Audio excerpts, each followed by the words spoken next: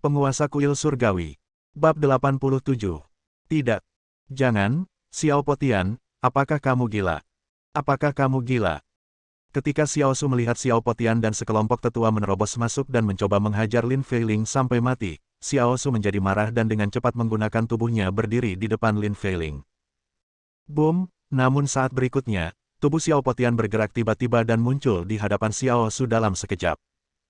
Saat berikutnya, mulut besar menamparkan wajah Xiao Su dengan keras, menggunakan seluruh kekuatannya. Xiao Su tidak pernah menyangka kalau Xiao Potian akan berani menyerangnya, sehingga tanpa disadari, seluruh tubuhnya ditampar oleh Xiao Potian. Tubuhnya membentur dinding di satu sisi dengan keras.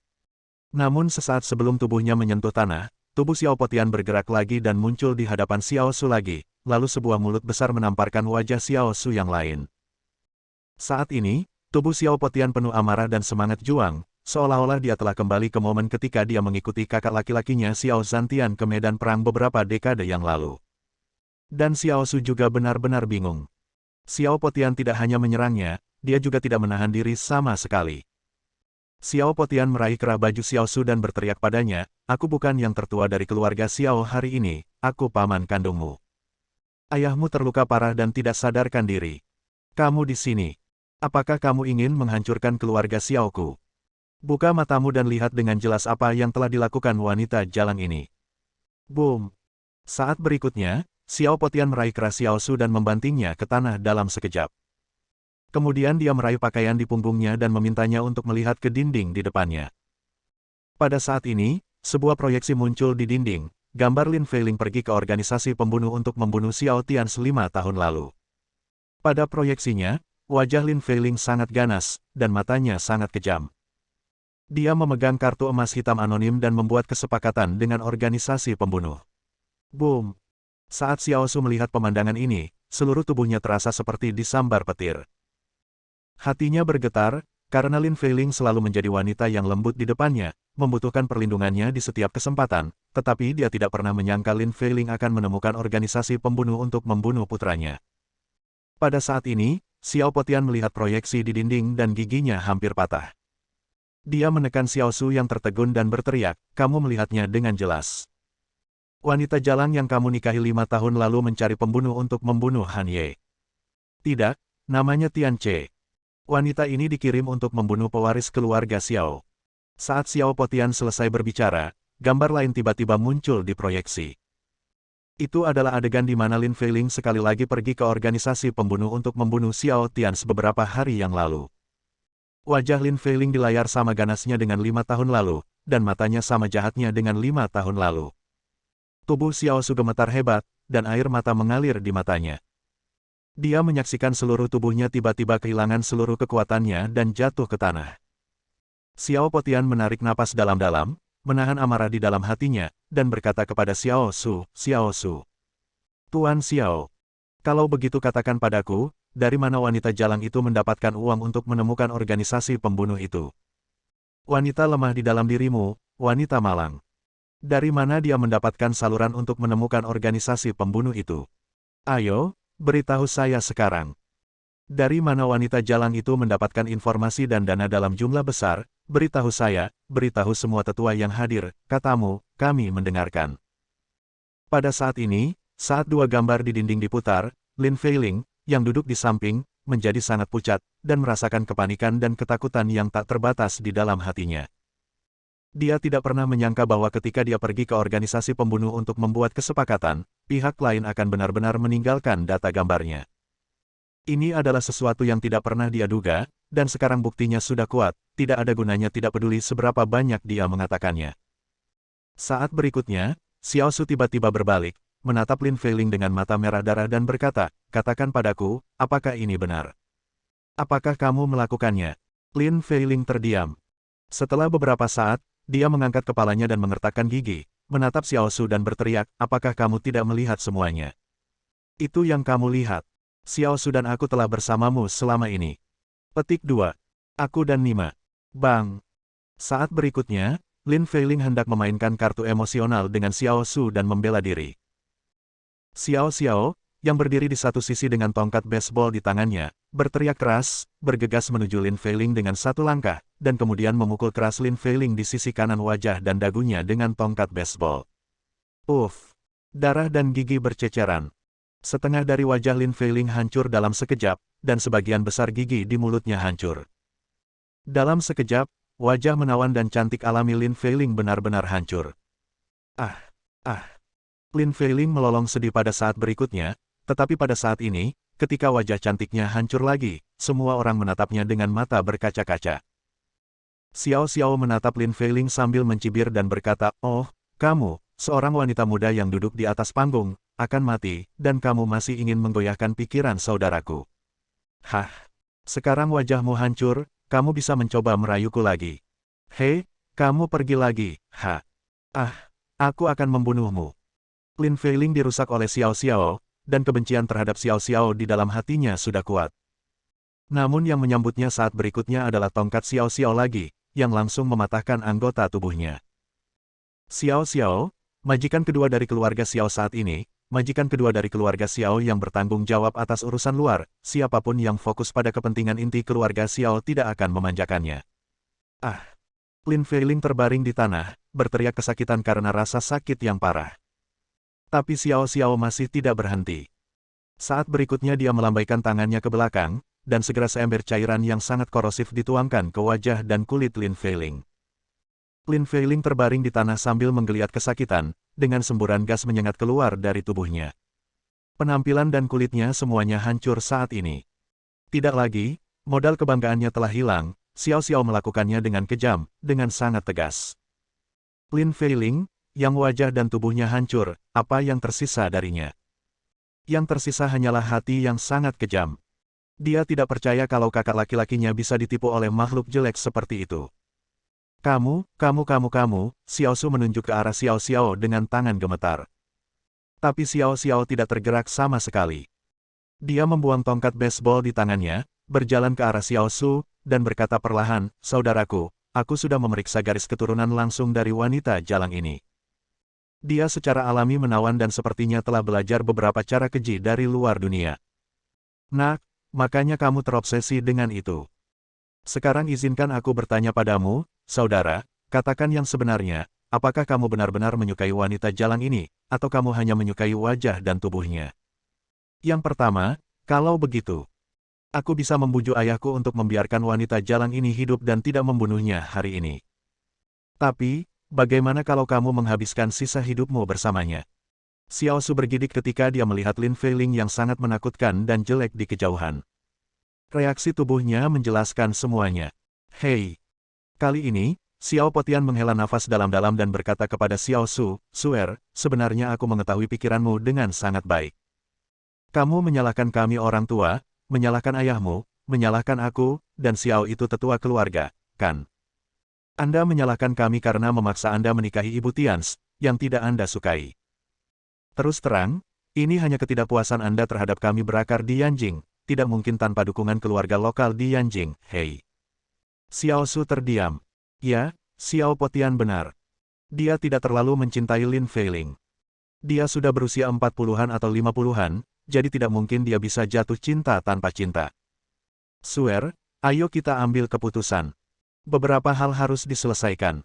Tians masih menunggu untuk melihat hasilnya. Xiao Potian menepuk bahu Xiao Su dan berkata. Xiao Su tanpa sadar bertanya, "Mengapa? Mengapa kamu harus melakukan ini? Apakah pengkhianat itu sepadan?" Xiao Potian mengangguk dan berkata, "Itu pantas, karena dia sekarang adalah dewa perang, dan dia diikuti oleh orang-orang kuat yang juga dewa perang. Dia adalah naga sejati dari keluarga Xiaoku. Aku tidak yakin apakah dia akan melakukan ini. Jika aku minta maaf pada keluarga Xiao, tapi masih ada pekerjaan yang harus diselesaikan, kan?" Xiao Su terdiam. Setelah terdiam lama, dia perlahan berkata, "Oke, aku mengerti." Pada saat ini, Xiao Su mengerti bahwa anak laki-laki yang diusir dari keluarga saat itu kini telah tumbuh menjadi seorang yang menjulang tinggi. Hati. Dia begitu kuat sehingga semua tetua dan penjaga rahasia seluruh keluarga Xiao harus memberi jalan untuknya. Dia hanya mengungkapkan identitasnya di Tianhai dan bahkan tidak perlu kembali ke Yanjing. Pada saat ini, hati Xiao Su sangat rumit. Demikian pula, Setelah dia melihat wajah asli Lin Feiling, dia juga merasakan sedikit penyesalan karena mengusir Xiao Tians dari keluarga, sedikit penyesalan yang nyata. Xiao Tian, C. Lin Feiling juga mendengar kata-kata Xiao Potian, dan keputusasaan serta kebencian yang tak ada habisnya muncul di hatinya.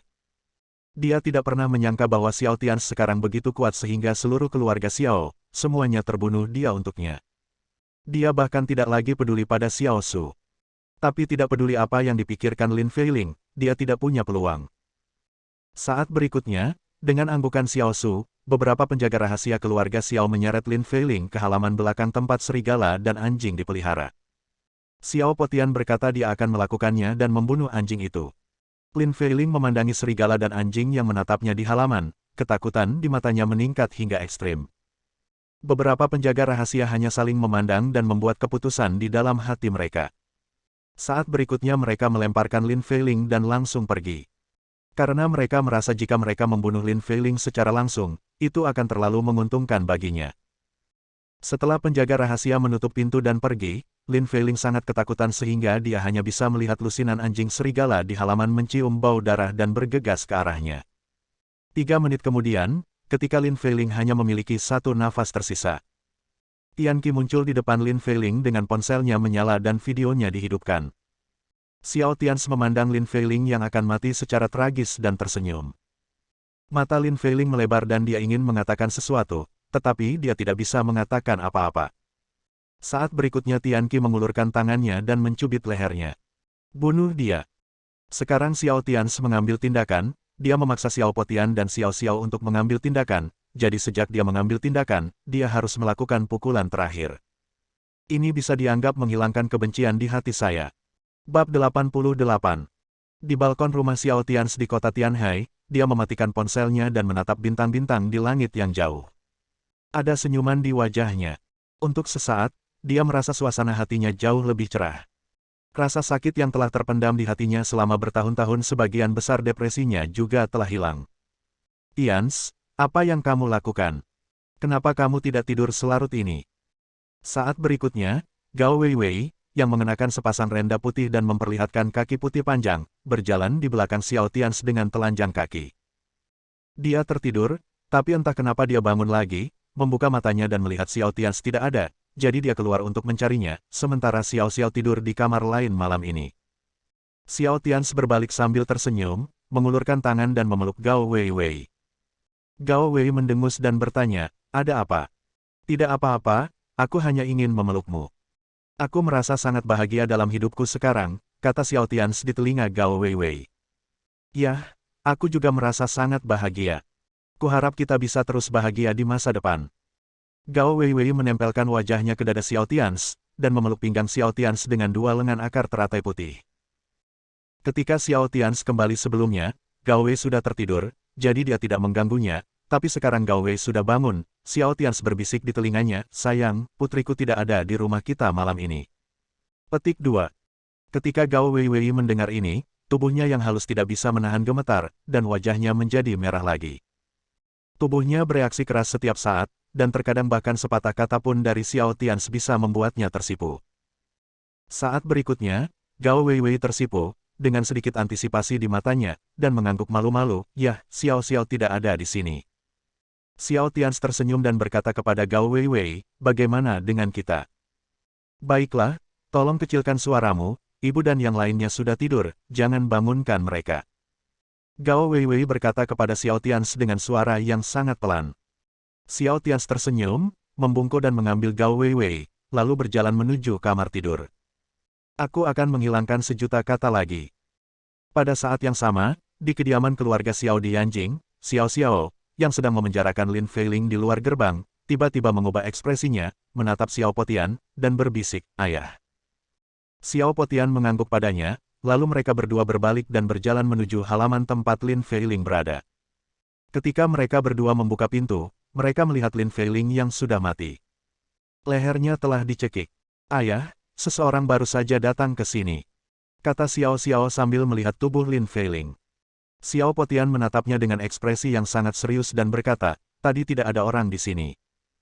Tapi, ayah, lihat leher Lin Feiling. Xiao Xiao hendak mengatakan sesuatu lagi. Xiao Potian menyela dia sebelum dia bisa menyelesaikan kata-katanya. Ingat, tidak ada seorang pun di sini sekarang. Akulah yang memerintahkan Lin Feiling untuk dibunuh. Dia digigit sampai mati oleh seekor anjing. Apakah kamu mengerti? Tubuh Xiao Xiao bergetar hebat, dan kemudian tiba-tiba sebuah ide muncul di benaknya. Dia memikirkan dua pembangkit tenaga listrik dewa perang misterius yang pernah dia lihat di adegan lautan api sebelumnya. Sedikit kepanikan di matanya. Dia dengan cepat mengklik. Dia mengangguk dan berkata dengan serius, "Yah, belum ada seorang pun di sini." Xiao Potian juga kaget hingga berkeringat dingin saat ini, lalu ada perasaan takut dan gembira di hatinya. Untungnya, mereka menanganinya dengan tegas malam ini dan cukup bertekad untuk membunuh Lin Feiling. Jika tidak, keluarga Xiao akan berada dalam bahaya malam ini, karena mereka adalah dua prajurit tingkat dewa perang. Sekarang dia sangat yakin bahwa orang yang baru saja datang untuk membunuh Lin Feiling, yang diam-diam bisa bersembunyi dari semua penjaga rahasia keluarga Xiao mereka, pastinya adalah orang kuat di level dewa perang. Ketika Xiao Potian sadar kembali, dia menghela nafas dalam-dalam di dalam hatinya, karena pada saat ini dia merasa bahwa Xiao Tians pasti memiliki lebih dari satu dewa perang di bawah komandonya, dan dia dan Xiao Xiao menemukan 3 di antaranya. Jika Xiao Tians bisa kembali ke keluarga Xiao, betapa mulia dan mulianya keluarga Xiao mereka. Penyesalan di hati Xiao Potian kembali bangkit. Setelah beberapa saat, Xiao Potian menghela nafas dalam-dalam dan berkata dengan ekspresi tegas, "Sebarkan beritanya sekarang." Lin Feiling telah diceraikan oleh kepala keluarga Xiao dan telah diusir dari keluarga. Ya, ayah. Xiao Xiao mengerti bahwa Xiao Potian bermaksud melakukannya demi Xiao Tians. Tablet peringatan ibu Xiao Tians ditempatkan di aula leluhur keluarga Xiao, tetapi Lin Feiling tidak bisa. Bahkan jika Lin Feiling sudah meninggal, dia tidak memiliki kualifikasi. Terlebih lagi, dalam waktu dekat, tubuh Lin Feiling sudah tidak ada lagi di dunia ini dan akan dikuburkan oleh puluhan orang. Anjing serigala telah selesai berbagi makanannya. Sekitar pukul 4 pagi, keluarga Xiao mengumumkan pengusiran Lin Feiling, yang langsung mengejutkan beberapa kalangan di Yanjing. Bagaimanapun, Lin Feiling adalah istri dari keluarga teratas di Yanjing, kepala keluarga Xiao. Tapi sekarang dia diusir dari keluarga Xiao. Untuk sementara, seluruh kalangan atas Yanjing terkejut pada awalnya, dan kemudian mulai mengirim orang untuk menyelidiki alasannya. Hanya saja mereka tidak akan mengetahuinya jika mereka tidak menyelidikinya. Begitu mereka mengetahuinya, mereka menemukan sesuatu yang lebih mengejutkan mereka. Karena mereka mengetahui bahwa anak yang diusir dari keluarga Xiao kini telah kembali, dan dia bahkan dinobatkan sebagai dewa perang. God of War yang berusia 29 tahun masih sangat muda. Reputasi Xiao Tians di Yanjing langsung disamai oleh cucu Long Ye, yang juga berhasil menembus level God of War pada usia 29 tahun. Di masa lalu, di kalangan atas Yanjing, Long Ye diakui oleh semua orang sebagai bakat dan pemimpin generasi muda yang tak tertandingi. Semua keluarga besar di Yanjing, dan bahkan beberapa keluarga berkuasa, juga mengenalinya. Prestasi Long Ye telah menjadi idola di hati banyak anak muda di Yanjing. Tidak ada yang akan percaya bahwa ada anak muda di Yanjing, atau bahkan di seluruh kerajaan naga, yang bisa melampaui Long Ye. Tentu saja, mungkin ada beberapa di antara klan kuno itu, tetapi mereka relatif rendah hati dan tidak pernah mengungkapkan apapun kepada dunia luar. Tapi bagaimanapun juga, Long Ye adalah makhluk terkuat di antara generasi muda di Yanjing. Tapi sekarang keluarga Xiao memiliki Xiao Tians. Terlebih lagi, lelaki tua dari keluarga Xiao, Xiao Zhantian, yang juga memiliki gelar dewa perang dari luar wilayah, belum mati. Sekarang keluarga Xiao memiliki dewa perang yang lain, seberapa jauh keluarga Xiao akan berkembang di masa depan. Semua orang terkejut. Namun segera, lebih banyak orang mulai mencibir di dalam hati mereka. Karena mereka tiba-tiba mengira keluarga Xiao meninggalkan Xiao Tians dan mengusir keluarga itu 5 tahun lalu. Haha. Untuk sementara waktu, banyak keluarga dan bos berkuasa di Yanjing semuanya bahagia. Semua orang menonton lelucon. Dan seiring berjalannya waktu, semakin banyak informasi yang ditemukan tentang pengusiran Xiao Tians oleh keluarga Xiao. Dari saat keluarga Xiao menyerahkan status Xiao Tians sebagai ahli waris, hingga saat dia diusir dari keluarga, dan kemudian saat dia mengirim orang untuk memburunya. Keluarga besar di Yanjing, yang selama ini cukup ketakutan beberapa saat, tiba-tiba tidak lagi takut akan kebangkitan keluarga Xiao. Karena tidak mungkin keluarga Xiao bangkit kembali, ingin mengembalikan naga aslinya. Oh, kalau begitu kita harus melihat apakah mereka setuju. Keluarga Xiao melakukannya dengan baik saat itu, bagaimana mereka bisa kembali. Tiba-tiba, dalam suatu hari, keluarga Xiao menjadi lelucon di kalangan petinggi di Yanjing. Demikian pula, selain keluarga Xiao, ada keluarga lain yang dipilih oleh semua orang, yaitu keluarga Qin yang menikah dengan Xiao Tians dari keluarga Xiao saat itu. Keluarga Xiao kehilangan naga sejati, lalu bagaimana dengan keluarga Qin? Awalnya mereka akan memiliki menantu yang setingkat dewa perang, tapi sekarang mereka tidak punya apa-apa. Pada siang hari, di Villa Qin Sui Qiao di kompleks villa keluarga Qin, Qin Sui Qiao, yang tinggi dan cantik dalam balutan gaun ungu, sedang berbicara dengan pacar barunya 2 tahun lalu, pewaris keluarga Song, keluarga teratas di Yanjing Song Yi sedang mengobrol. Mereka telah berbicara selama 2 tahun, dan keluarga Qin dan Song sekarang membicarakan tentang pernikahan. Qin Sui Qiao dan Song Yi juga relatif puas satu sama lain.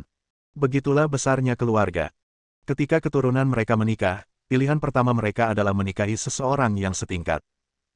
Saat ini, Qin Sui Qiao meminum secangkir kopi, terkekeh dan berkata kepada Song Yi, "Sayang, ayahku memberitahuku bahwa dia ingin kita menikah pada akhir tahun ini. Bagaimana perasaanmu?" Song Yi juga mengangguk dan tersenyum dan berkata, "Baiklah, ayo kita ambil akta nikah beberapa hari lagi. Sedangkan untuk pernikahannya, kita akan melakukannya di akhir tahun." Qin Sui Qiao tersenyum dan mengangguk, "Baiklah, kalau begitu aku tidak akan pergi bersamamu hari ini. Baru saja kakekku meneleponku dan memintaku untuk datang. Dia tampak sangat cemas.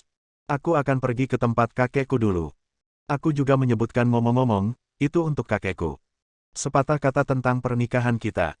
Song Yi mengangguk, lalu dia keluar. Setelah Song Yi pergi, seorang pelayan yang sangat lembut muncul di belakang Qin Sui Qiao. Pelayan itu diatur oleh keluarga Qin untuk membantunya. Tapi sejujurnya, dia seperti pelayan di zaman dahulu.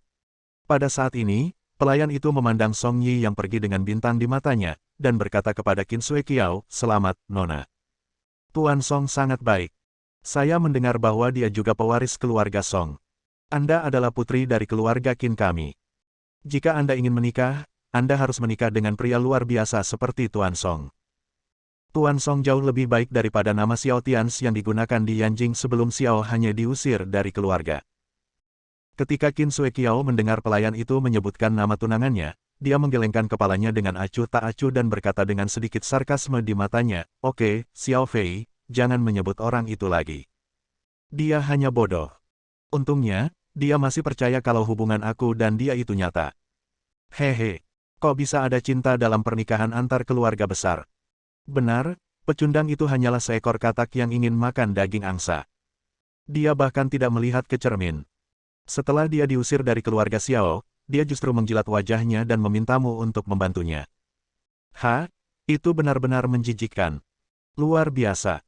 Setelah Qin Sui Qiao selesai berbicara, pelayan bernama Xiao Fei dengan cepat berkata dengan nada menghina. Qin Sui Qiao tersenyum dan melambaikan tangannya dan berkata, "Oke, jangan bicarakan dia lagi. Menyebutnya mempengaruhi nafsu makanku. Dan aku tidak akan pernah bertemu dengannya lagi dalam hidup ini. Perbedaan identitas dan status antara kami berdua adalah terlalu besar. Aku tidak akan pernah bertemu denganmu lagi dalam hidup ini. Oke, kamu bersihkan, aku akan ke tempat kakek." "Baik, Nona." Pelayan itu mengangguk. Qin Sui Qiao berdiri dan berjalan menuju villa kakeknya di belakang.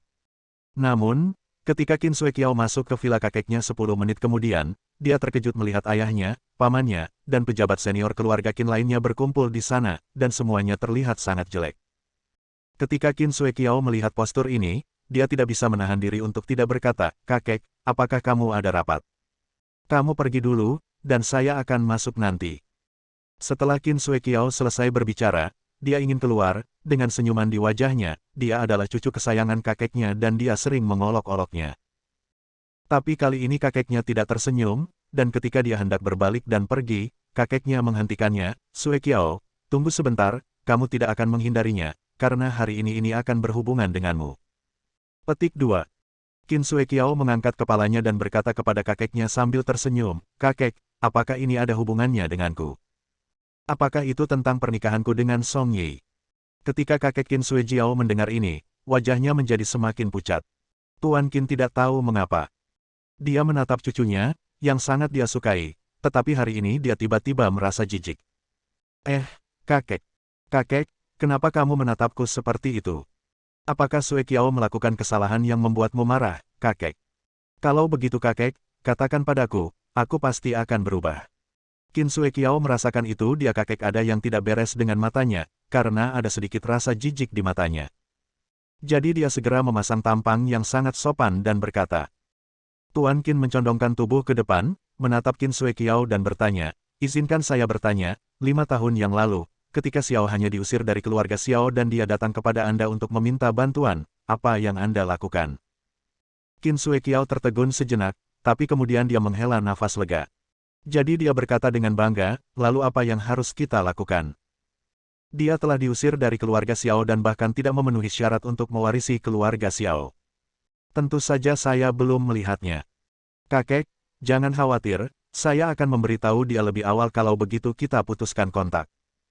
Kakek, apakah kamu khawatir apa yang terjadi antara aku dan Xiao hanya akan mempengaruhi pernikahanku dengan Song Yi? Ketika Tuan Qin melihat ekspresi bangga cucunya, dia tiba-tiba merasa lebih jijik. Cucu perempuan saya benar-benar sama seperti ayahnya, dia hanya tertarik pada keuntungan. Saat berikutnya, Tuan Qin memandang ayah Qin Sue Qiao sambil mencibir dan berkata, oh, lihat putri yang kamu didik. Sekarang ketika dia berbicara tentang apa yang terjadi saat itu, dia masih sangat bangga, haha. Aku sungguh membuka mataku hari ini. Setelah Tuan Qin selesai berbicara, dia mendengus marah, berbalik dan pergi. Dan saat Tuan Qin pergi, semua pejabat senior keluarga Qin segera pergi, dan hanya ayah Qin Sue Qiao yang tersisa di ruang tamu. Setelah Tuan Qin pergi, Qin Sue Qiao menjadi bingung. Dia buru-buru bertanya kepada ayahnya, ayah, apa yang terjadi dengan kakek? Mengapa dia tiba-tiba bertanya padaku tentang Xiao Hanyai? Saat berikutnya, ayah Qin Sue Qiao mengangkat kepalanya dan menatap putrinya yang cerdas dengan tatapan yang sangat rumit, dan berkata, karena Xiao hanya telah kembali, oh, namanya sekarang Xiao Tians. Qin Sue Qiao mengerutkan kening dan terus bertanya, ayah, saya tidak mengerti apa yang kamu katakan. Saya tidak peduli siapa namanya sekarang. Nah, Xiao Tians itu sudah kembali sekarang, lalu kenapa? Apa yang kamu inginkan? Apakah dia masih ingin datang ke keluarga Qin kita? Tidak bisakah kamu mengandalkanku? Aku mengandalkanmu. Saat ini, ayah Qin Sue Qiao terhibur dengan kata-kata putrinya, dan tentu saja dia tersenyum tanpa berkata-kata. Ayah Qin Sue Qiao berkata perlahan, ini adalah dewa perang yang diberi gelar di luar wilayah. Dewa perang yang berusia kurang dari 30 tahun. Akankah dia bergantung padamu? Sue Qiao, kamu tidak akan pernah mengerti apa yang kamu lewatkan saat itu. Ayah Qin Sue Qiao pergi setelah mengatakan ini. Ketika hanya Qin Sue Qiao yang tersisa di aula, Qin Sue Qiao menjadi benar-benar tercengang, dia menjadi dewa perang. Atau bergelar dewa perang dari luar wilayah. Bagaimana? Bagaimana mungkin? Untuk sesaat, Qin Sue Qiao merasa dia telah kehilangan sesuatu yang sangat penting baginya. Pada saat yang sama, jejak penyesalan perlahan muncul. Bersambung.